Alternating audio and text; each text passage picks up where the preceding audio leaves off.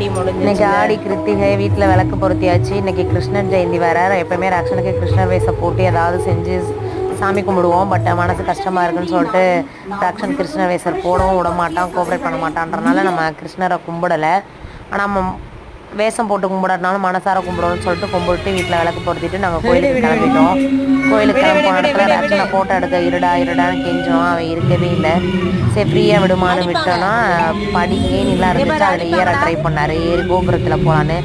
அப்புறம் வாடா பூசாரி பார்த்தா திட்டு வர்றேன்னு சொல்லிட்டு அவனை கூப்பிட்டுட்டு அப்படியே நாங்கள் நடக்க ஆரம்பிச்சிட்டோம். கோபுரத்தை சுற்ற ஆரம்பிச்சிட்டோம். என்னதான் இருந்தாலும் 1000 கஷ்டம், 1000 வேதனை, கவலைகள், கண்ணீர் எது இருந்தாலுமே சரி, எனக்கு இந்த கோயிலுக்கு போகிறது தான் ரொம்ப திருப்தியாக இருக்கும்.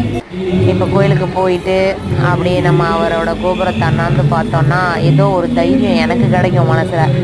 அப்படியே கும்பிட்டுக்கிட்டே சாமி கும்பிட்டுட்டு திக்ஷாவை தம்பியை கையை பிடிச்சிட்டு ஒவ்வொரு சாமியாக காட்டிட்டு கும்பிட்டுக்கிட்டு இருந்தா. இந்த சாமி எப்பவுமே டான்ஸ் நடராஜரா திக்ஷாவுக்கு பிடிக்கும். ஏன்னா அவள் டான்ஸு பிடிக்கும்ன்றனால அதை கும்பிட்டுக்கிட்டே இருக்கும்போது இங்கே சோறு போடுறாங்கன்னு நில்லுங்க நானும் வரேன்ட்டு ஓடி போயிட்டு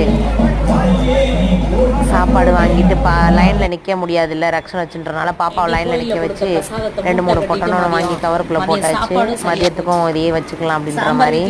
அப்போல்லாம் ஒன்றும் இல்லைங்க, 4 இடத்துல போட்டாங்க. இன்றைக்கி ஆடி கிருத்திகன்றனால பெரிய பெரிய டப்பாரா இடத்துல வந்து 4-3 இடத்துலலாம் சாப்பாடு போட்டாங்க, சாம்பார் சாதம். ஸோ எல்லாருமே தொன்னையில் வாங்கி அந்த தொன்னைக்கு கவர் ரெடி பண்ணி வாங்கிட்டு வீட்டில் வச்சுட்டு வந்து சாப்பிட்லான்ட்டு எடுத்துகிட்டு வந்துட்டோம்.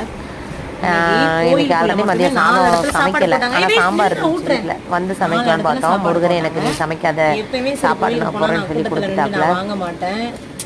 சங்கடப்படுறதுன்றது அது 2வது விஷயம். ஃபஸ்ட்டு விஷயம் ரக்ஷனை வச்சுட்டு என்னால் கூட்டத்தில் நின்று சுட போடுவாங்க, வாங்க முடியாது, ஒரு கையில் வாங்க முடியாது. அதனால் நான் வாங்க மாட்டேன் இன்னைக்கு. ஆனால் பாப்பாவை கூப்பிட்டு போனனால பாப்பாவை ஃபஸ்ட்டு லைனில் நிற்க வச்சுட்டு அதுக்கப்புறம் பாப்பா கிட்டக்கில் போகும்போது நான் ஊடால போயிட்டு அவள் ஒரு பார்சல் வாங்கினா லைனில் வாங்கினாங்களா சார் அது ஏன் போச்சு அண்ணா ஏன் பொண்ணு தானான்னு சொல்லிட்டு நானும் ஊடால போயிட்டு ஒரு பிளேட்டில் வாங்கிட்டு அது 2ஐயும் போட்டு வெளியே போயிட்டு ஒரு கவர் வாங்கி அந்த 2 ஒன்றா போட்டு கவரில் போட்டுட்டோம். அது மதியத்துக்கு ஆயிக்கிறோம். இது வந்து நான் தனியாக ரக்ஷனை வச்சுட்டு நானே வாங்கிட்டேன். ஏன்னா லைன் கம்மியாக இருந்துச்சு, நானே வாங்கிட்டேன். இன்றைக்கி எங்களுக்கு முருகர் சாப்பாடு போட்டு விட்டா.